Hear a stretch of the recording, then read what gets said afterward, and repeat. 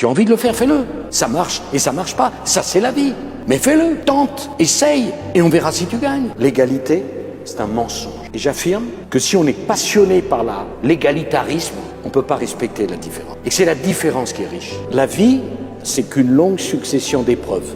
Et le bonheur est dans l'épreuve surmontée, jamais dans l'épreuve évitée. Il faut avoir la sagesse de comprendre que le succès est aussi injuste que la défaite. Dans la vie, on n'aime plus, on est trahi, parfois on trahit soi-même. Et quand je regardais le sommet, mais je dis comment je vais faire? Comment on peut sortir de ça?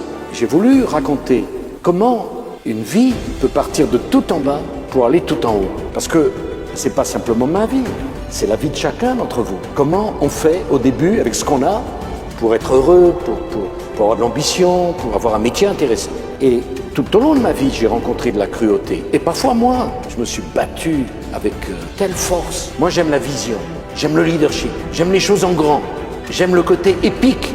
Au fond, j'aime la verticalité et les réseaux sociaux, c'est que l'horizontalité. Moi, je ne suis pas fait pour l'horizontalité. Je pense, voyez-vous, que l'égalité, c'est un mensonge. Quand vous allez chez le tailleur, l'égalité, ça serait de donner à chacun la même taille.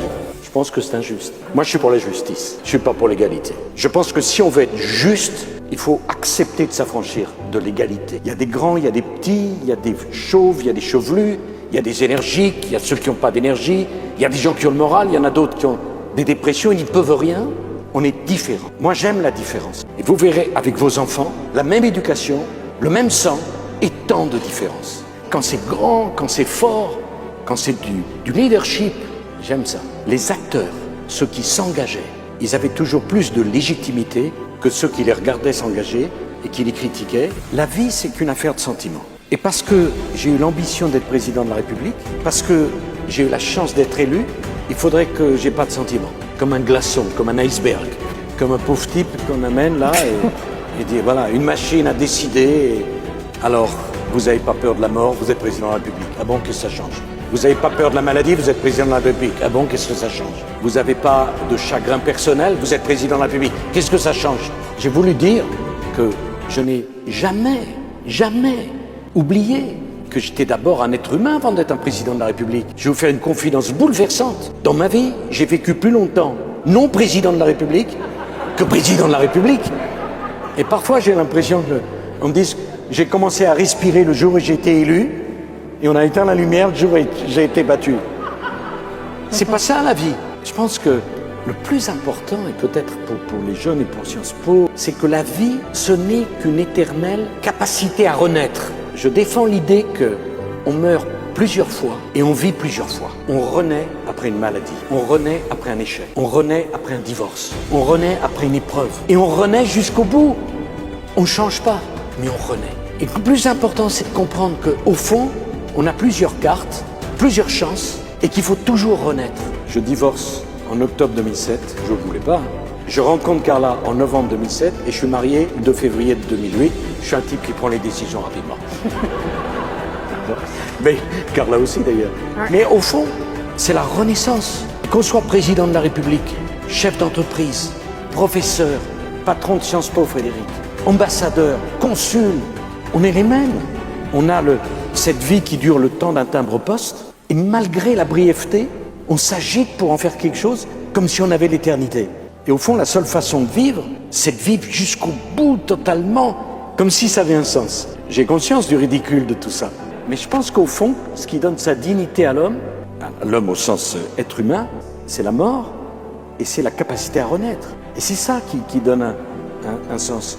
Et je me suis dit, quitte à raconter une histoire, je vais la raconter complètement. Pas simplement l'histoire pendant les heures de bureau, mais la vraie histoire. Celle où on souffre, où on est heureux, où on met un genou à terre, et il faut remonter, il faut quand même aller au bureau, où il y a toutes les caméras qui vous regardent. Je me souviens du soir où j'ai été élu, il faisait nuit, il y avait tellement de caméras qu'on a l'impression d'être en plein jour. Mais on reste le même. Et peut-être que si le livre, il a intéressé, c'est parce que justement, c'est une histoire humaine. Pour être sincère, il faut se surveiller de très près. Si je me laissais aller à écrire ce que je pense sur le moment, ça veut dire que j'aurais écrit avec le cœur, mais je ne serais pas servi de mon cerveau. Pour être sincère, il faut beaucoup réfléchir. Pour démêler ce qui est de l'ordre du sentiment, ce qui est de l'ordre de la conjoncture et ce qui est de l'ordre du structurel. Par exemple, mes rapports avec Chirac. Ils sont beaucoup plus complexes que je l'imaginais. Si vous m'aviez interrogé à tel moment, j'étais totalement négatif. Un autre, j'étais totalement positif. Et j'étais obligé de faire un effort pour comprendre quels étaient les liens avec lui. Je l'ai aimé, je l'ai affronté, il a voulu me tuer, il n'a pas réussi. Mais au fond, il est important pour moi. Il a compté dans ma vie. Et je peux pas vous dire, je suis pas son meilleur ami, mais je suis pas non plus son pire ennemi. J'ai voulu l'épater, au fond, le jeune. Et les sentiments sont plus complexes qu'on l'imagine. Et peut-être vous l'avez-vous vu, j'essaye de faire quelque chose qui n'est pas caricatural. Moi-même, je fais l'effort de comprendre derrière les grands moments qu'on a eu ensemble et les grands moments où on s'est battu, elle est où la vérité? Et vous apercevrez que les sentiments de chacun d'entre nous, ils sont parfois contradictoires. Ils sont pas noirs et blancs. Vous savez, c'est cette merveilleuse chanson d'Aznavour qui parle d'un couple qui se sépare et qui écrit « Et ces premiers mots de haine qui sont les derniers mots d'amour ». Parce que les sentiments. Donc ça m'a pris du temps pour enlever ce qui était inutile. Et donc si je me permets de vous reprendre, Oui. il n'y a aucun règlement de compte. Parce que si j'avais voulu régler des comptes, j'aurais pas fait comme ça. Vous auriez fait comment? Ça m'intéresse. Il y a quand même 19 mentions de François Hollande. Vous l'avez appelé discours toi. C'est plutôt flatteur. Et vous savez, quand on monte en haut de l'arbre le plus haut de la forêt et qu'il y a du vent, il ne faut pas s'étonner que ça souffle plus haut là-haut que tout en bas. Si on veut pas ça, on reste tout en bas. Le succès se paye. Dans la vie, au fond, rien n'est gratuit. Et il y a toujours un moment où vous avez une nouvelle chance où on vous fait payer. Et donc, moi, par exemple, quand Giscard dit « je reviens pas à l'Élysée », ça m'est totalement étranger.